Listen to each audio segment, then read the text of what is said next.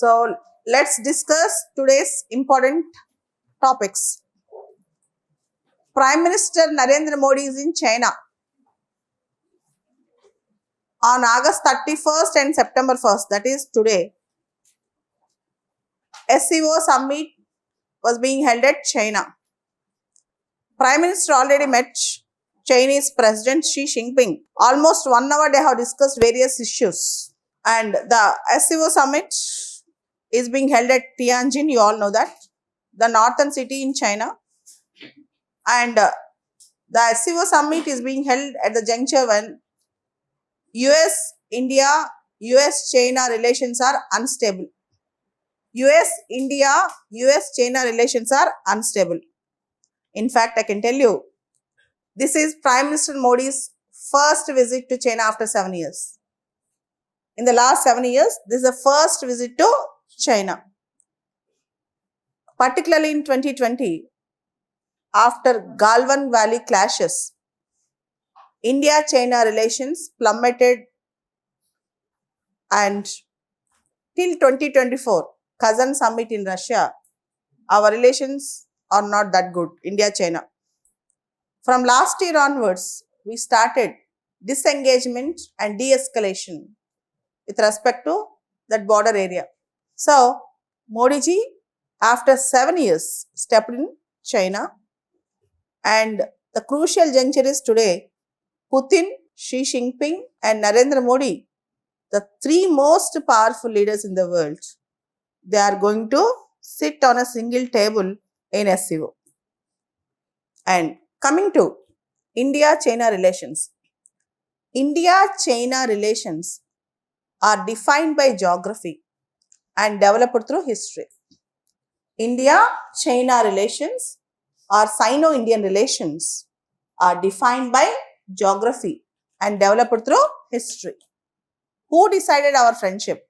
God decided, because we were neighbors. We cannot change our neighborhood, right? We can choose our friends, but not our neighbors. Said by Atal Bihari Vajpayee, the former Prime Minister of India. We can choose our friends, but not our neighbors. Can you choose your sibling? No. Can you choose your parents? No. You can choose your friends, but not siblings and parents. In the same way, you cannot choose your neighbors. You can choose your friends. And the communist China, under the leadership of Mao, came into existence in the year 1949. And India is one of the first non-communist countries to recognize communist China. India was one among the first non-communist countries to recognize communist China. In fact, in 1950s, that is around 1954, Jawaharlal Nehru was the first Prime Minister of India to visit China. During those days, Hindi Chini Bye Bye, Hindi Chini Bye Bye, the bonhomie was at the peak. In fact, Jawaharlal Nehru received grand welcome in China in 1950s. And in 1954 and 55 beginning, India, China signed Panchashil, the 5 principles: mutual respect, non-interference in each other's affairs, mutual respect with respect to sovereignty, and in fact, peaceful coexistence. One of the important principles in Panchashil is peaceful coexistence. Then, around 1959-60, there are various visits from China, including the Chinese premier at that time, Zhou Enlai, visited India. India objected many maps published by China with respect to Chinese territory because they claimed certain Indian territories as Chinese territory. He said he will rectify. In the year 1962, China unilaterally attacked India. In fact, I can tell you, it was a sudden and shocking attack without any prior intimation. India was ill prepared in its borders. India was ill prepared in its borders, and India could not actually sustain that war. And after that, India-China diplomatic relations were completely cut off. In fact, there was more than 2 decades, there was complete diplomatic cutoff between India and China. Almost 25 years, 26 years, it was Rajiv Gandhi, again the Prime Minister of India at that time, who made his maiden visit after 1962 to China. Then India-China relations rejuvenated, and later China have become one of the top trading partners with India. One of the top trading partners with India. But the problem in India-China trade is the trade surplus is in favor of China. Highly it is in favor of China, and India is facing trade deficit. That is, China sells more in India, but China purchases less from India. That is, India imports lot from China, but exports less to China. Very rarely, on 1 or 2 occasions, we got trade surplus, but mostly we got trade deficit. That's a major thing. And China completely claims 90,000 kilometers Arunachal Pradesh. The entire state of Arunachal Pradesh, China states, it belongs to China. In fact, China regularly names the villages in the bordering areas of Arunachal Pradesh in Chinese name. And India, to counter that, started Vibrant Village program in the border areas to develop border villages near China. And more importantly, Dalai Lama. Dalai Lama belongs to Tibet. Dalai Lama was a Buddhist leader in the world. I can tell you, Dalai Lama recently celebrated 90th birthday also. There was, during Chinese occupation of Tibet, Dalai Lama escaped from Tibet and he entered into India by walk. There's a story almost 70 years back how he entered into India. Then finally he settled down. He got a political asylum. He got a religious asylum in India. And he settled down in exile he settled down in Himachal Pradesh, Dharamshala. Right now, the Tibetan Buddhist leader, Dalai Lama, is staying in Dharamshala. I'm fortunate to visit him last year. He spoke to me last year. I visited him, he spoke to me, and he also told, see, life should be very peaceful, and the best way to serve life is to serve the humanity. In fact, at 90 years old, his face is charming, highly charming, and the way he speaks is very exciting. I have met him personally last year. Coming back, recently Prime Minister Modi ji visited Dalai Lama on his birthday, 90th birthday.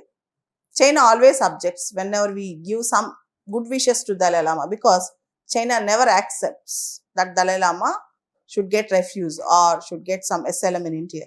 So the issue of Dalai Lama is one of the important areas of discussion between India and China. And China also claims entire Arunachal Pradesh. Already China occupied almost 35,000 kilometers of Aksai Chin area in Jammu Kashmir. And China-Pakistan friendship is also a serious cause of concern for India. China-Pakistan friendship is also a serious cause of concern because China, under the broader concept of BRI, Belt and Road Initiative, is constructing CPEC, China-Pakistan Economic Corridor, which affects India's sovereignty, which intrudes into India's sovereignty because that CPEC travels through Gilgit-Baltistan, which is in POK. CPEC, it is constructed in the area of Gilgit-Baltistan province, which is in POK, Pak Occupied Kashmir. So this is one important thing which you need to understand. India will never compromise with respect to its sovereignty. But the thing is, one concept already emerged in 1990s, which got its resurgence in 2000s, and it is almost irrelevant. But now it again, with the Donald Trump pressure policies, it has become relevant. That is RIC. Russia, India, China, if they come together, it's going to be a big hit to counter America. Not only RIC, I can tell you BRICS, SCO, BRICS New Development Bank, all these things are helpful for these nations, Russia, India, China, to counter American hegemony in world politics. And most importantly, India-Russia relations, if you see, India-Russia relations are all-weather friendship. Whereas India-China, always, it's very difficult to trust China. There's a lot of trust deficit and credibility deficit with respect to China. Sometimes China suddenly attacks, particularly India-China border issue is something which is always troubling in our relationship. And China-Pakistan friendship was also a troubling aspect with respect to India-China relations. In spite of all these things, there is a time when in this entire century, this is a defining moment in the international politics and geopolitics where India, China, and Russia should come together to counter American pressure tactics. So they have to come together, and I can tell you, PM Modi was welcomed by the members of Indian community upon his arrival with Bharat Mata Ki Jai slogans, Vande Mataram song, and also later on, PM Modi attended a performance by Chinese artists playing Indian classical music instruments. Indian classical music instruments like sitar, santoor, tabla. And according to Ministry of External Affairs statement, two neighbors, India and China, they are not at all rivals. They are in fact developmental partners. They are not at all rivals. They are in fact developmental partners. And according to our Ministry of External Affairs, the two leaders, that is Xi Jinping and Narendra Modi, welcomed the positive momentum. Xi Jinping and Narendra Modi welcomed the positive momentum and steady progress in bilateral relations since they have met last year in Russia with respect to Kazan Summit, that is SCO Kazan Summit. And differences should not turn into disputes between India and China. Differences should not turn into disputes. There might be differences. Any two countries will have differences, but differences should not turn into disputes. And India, China put together 2.8 billion of population. India 1.4 billion, China 1.4 billion. India, China put together 2.8 billion. Almost I can say 35% of world population resides in both the countries. More than one third of the world population resides in India and China. And you all know in 1954, for the first time when our Prime Minister Jawaharlal Nehru visited China, it is one of the defining moments in India-China relations. Again, I can tell you, right choice for India, China to be friends, said by Xi Jinping. Right choice for India and China to be friends. And most important thing, India-China established diplomatic relations on April 1st, 1950. It's 75 years of India-China diplomatic relationship. 75 years of India-China diplomatic relationship. And what we require is to end the trust deficit. What is trust deficit? We cannot always trust China. So we have to end that. We have to, India-China should build some confidence along with that credibility, and there should be a strategic depth in their relations. Now I think they are working on this. So this is all how to make up your mind with respect to one topic, India-China. If you write even 50% of what I have told in the answer sheet in the main exam, it's done. If you at least reproduce, if you can reproduce at least 50% of what I told. So this is India-China. Coming back, Houthis confirm their prime minister killed in Israel strike. Houthis confirm their prime minister killed in Israeli strike. So first of all, you should know who are Houthis. Houthis are rebels in Yemen. In Middle East, there is a country called Yemen. Houthis are rebel group in Yemen. They belong to Shia community, and Houthis will get support from Hezbollah, Hamas, and more importantly from Iran. In fact, in October 2023, when war between Hamas and Israel started, Houthis started supporting Hamas. Houthis started launching rockets on Israel. And Houthis also started attacking ships in the Red Sea. And in fact, I can tell you, America and other Western allies started Operation Prosperity Guardian to protect the Red Sea from Houthis 2 years back. Operation Prosperity Guardian. They have started an operation to protect the shipping routes in the Red Sea. But Houthi rebels are almost similar. They established a parallel government in the Yemen. In fact, they are ruling Yemen in a de facto manner. They are the de facto rulers of Yemen. I can tell you, they have a system, all prime minister, ministers, everyone. Yesterday, in the 8 strikes conducted by Israel, Houthi Prime Minister Mr. Rahawi died, confirmed by Houthi groups. Yesterday, in the 8 strikes conducted by Israel, yesterday in the air strikes conducted by Israel, Houthi Prime Minister Mr. Rahavi died. Houthi Prime Minister Mr. Rahavi died. The Houthis said Rahavi has been killed alongside several Houthi ministers, and the office of Houthis president said that several other ministers sustained moderate and serious injuries. Several other ministers sustained moderate and serious injuries. And Rahavi, Prime Minister who belongs to Houthi rebels, he held this post since August 2024, since 1 year, and he was a major head and key player with respect to Houthi movement. Israeli Defense Forces, through an air attack, have killed Houthi Prime Minister Mr. Rahavi. So Houthis have a parallel government in Yemen. They have a structured government like a proper government, and they are the de facto rulers almost in Yemen. I think you all know. Even Nimisha Priya, who was in jail, who was almost got death penalty, and her execution got postponed.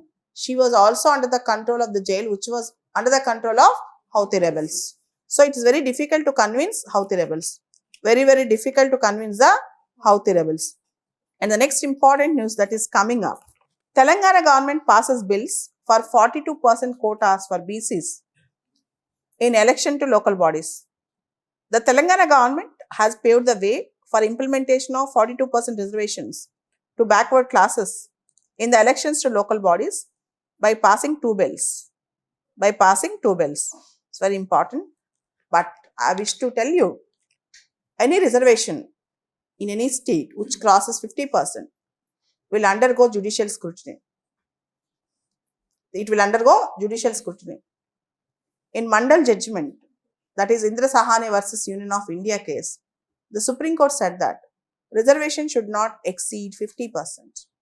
If it exceeds 50%, then the legislations, the laws will go to the judicial review.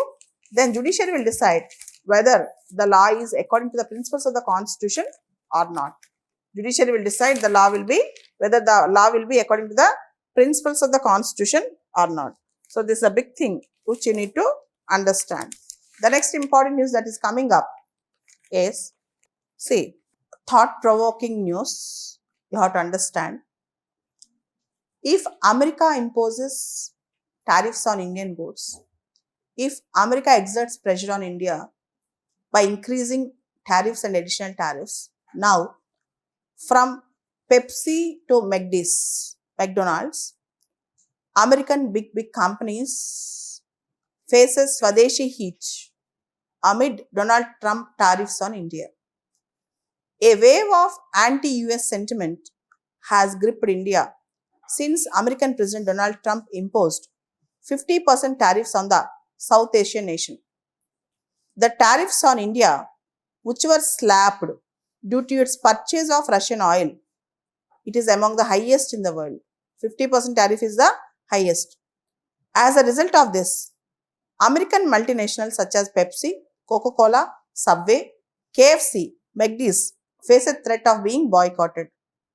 Yoga Guru Ramdev has advised Indians to boycott all American products over Trump's tariffs on India. To boycott all American products over Trump's tariffs on India. Not a single Indian should be seen at the counters of Pepsi, Coca-Cola, Subway, KFC, McD's. There should be such a massive boycott. This is the news that is coming up. And next important news, Donald Trump has dropped India visit plan for Quad. Actually, Quad summit. Quad means Quadrilateral Security Dialogue. India, America, Australia, Japan. The summit will be held in India later this year. Donald Trump might come to India for Quad summit. American President Donald Trump no longer has plans to visit India later this year for Quad summit.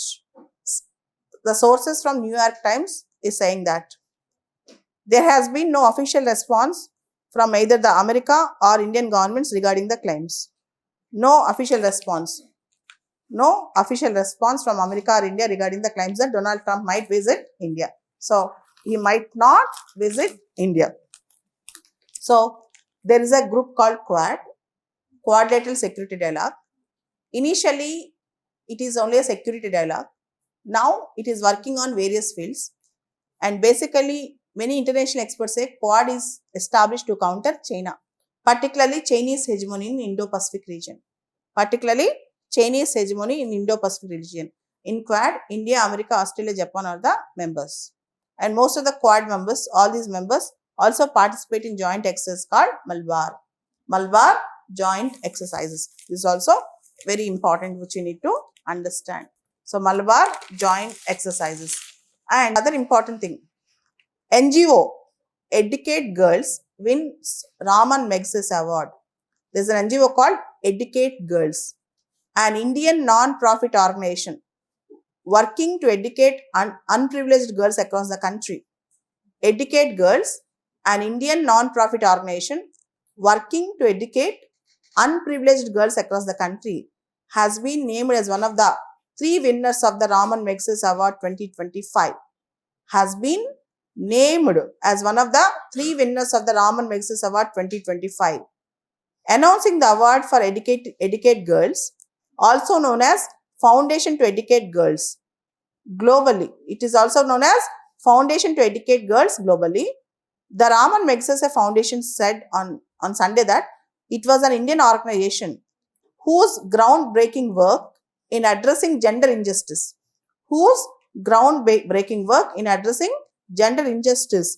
in education in India's most rural and remote areas. So, you have to understand, there is an award given by Philippines. The former president of Philippines, Mr. Raman Magsaysay, on his name, this award was constituted. Those who have done exceptional service to the mankind, those who have done exceptional service, particularly in the field of, doing something.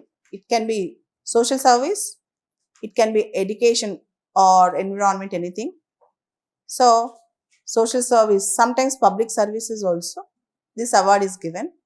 And you all know that Arvind Kejriwal, the former CM of Delhi, he got Raman Magsaysay Award. Kiran Bedi, she also got Raman Magsaysay Award.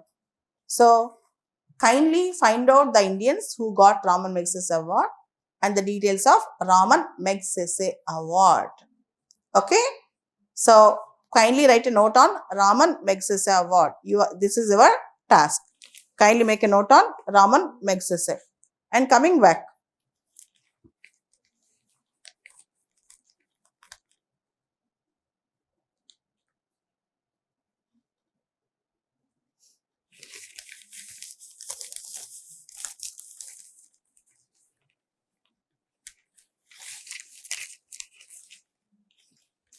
according to India Meteorological Department Chief, mini cloudbursts are on the rise. Mini cloudbursts are on the rise. There is no increasing trend in cloudbursts.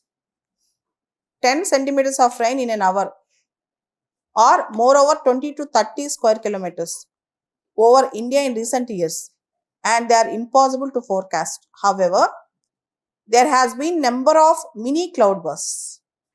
So, you may get a direct question, what is a mini cloudburst? 5 centimeters of rain per hour. 5 centimeters of rain per hour.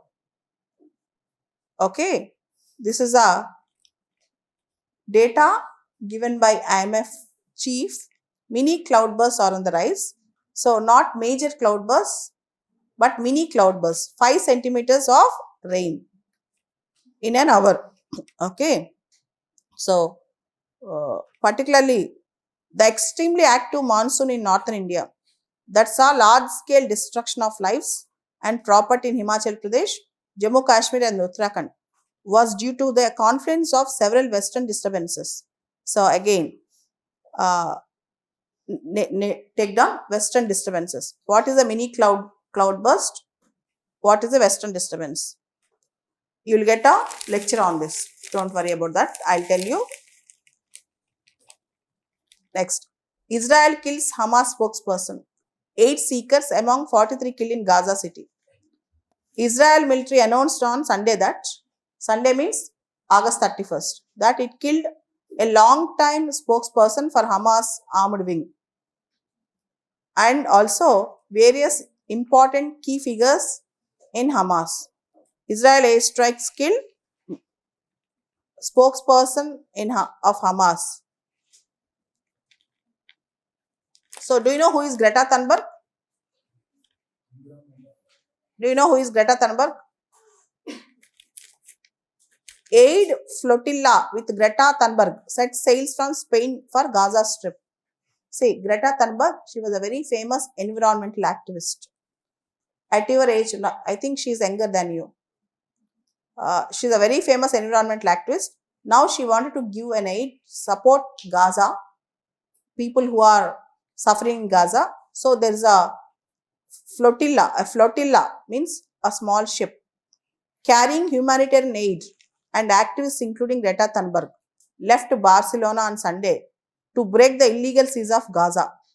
The vessel set off from the Spanish city to open a humanitarian corridor and end the genocide of the Palestinian people, said the Global Sumud Flotilla. So a small ship started with many activists, humanitarian activists including Greta Thunberg, to support humanitarian aid in Gaza Strip. So kindly make a note on Greta Thunberg, how she changed, impacted the society, how she influenced the society. What is Fridays for Future movement launched by Greta Thunberg? What is Fridays for Future movement launched by Greta Thunberg? Your homework is write a note on Greta Thunberg. Greta, Greta, Greta Thunberg. Write a note on Greta Thunberg.